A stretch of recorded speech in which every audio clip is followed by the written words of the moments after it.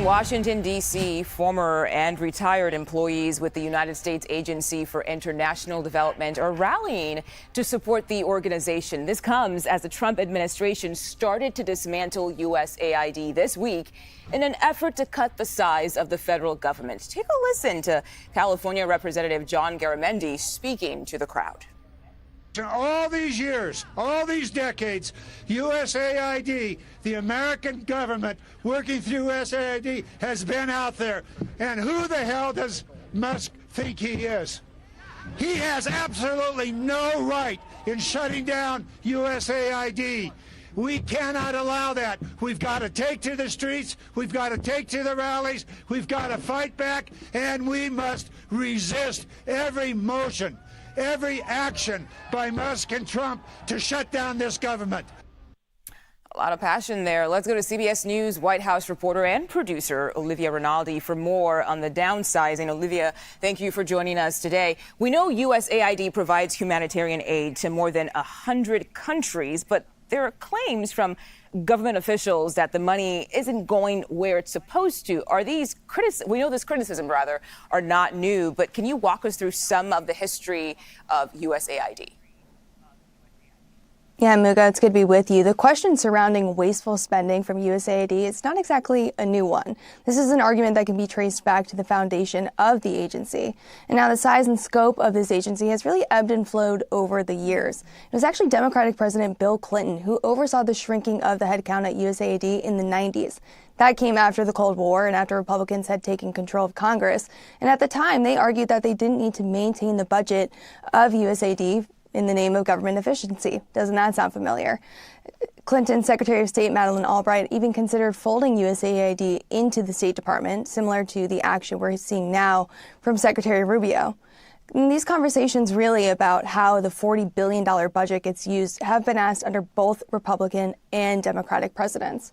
And in President Biden's administration, Samantha Power, who was the director of USAID, made a pledge to make sure more of the money that's actually allocated to this agency by Congress ends up in the hands of the people on the ground who need it. Back in 2021, she delivered a speech about USAID and what their goals and their focus will be. And she said that the amount of USAID dollars going to local partners had increased from 4% to only 6%.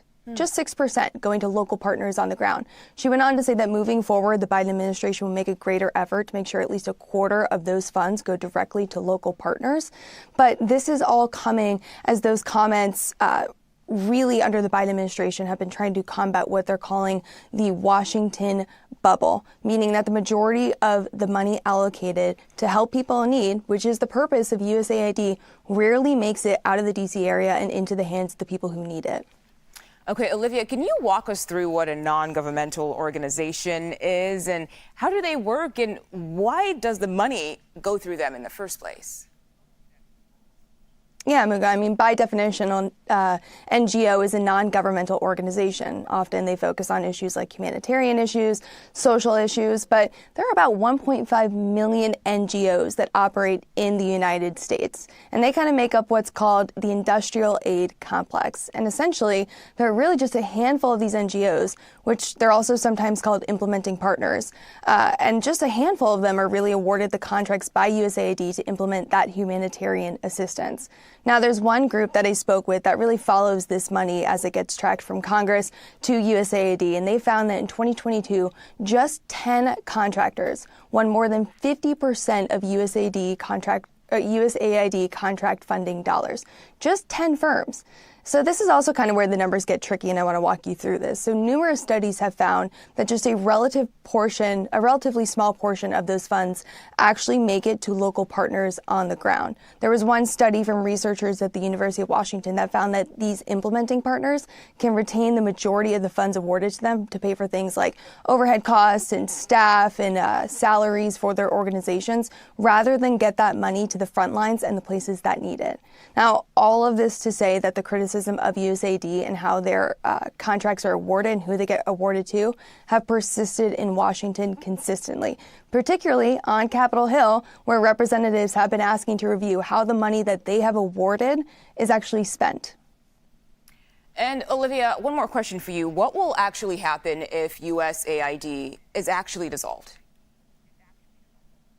Well, there's no doubt that the shuttering of USAID is going to have a global impact because despite all of these criticisms that I just laid out for you, there is impactful work that is happening there. And some of that most impactful work that happens at USAID is related to vaccines.